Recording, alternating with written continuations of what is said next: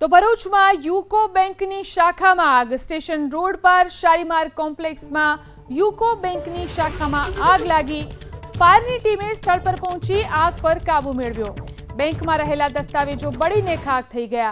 બેંકમાં આગ લાગવાનું કારણ અકબંધ.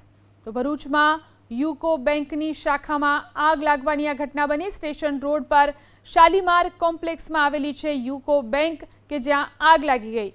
ફાયરની ટીમે સ્થળ પર પહોંચીને આગ પર કાબુ મેળવ્યો છે.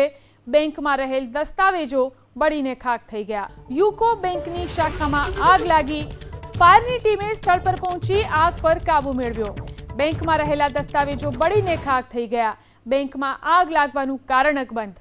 તો ભરૂચમાં યુકો બેંકની શાખામાં આગ લાગવાની આ ઘટના બની. સ્ટેશન રોડ પર શાલીમાર કોમ્પ્લેક્સમાં આવેલી છે યુકો બેંક કે જ્યાં આગ લાગી ગઈ.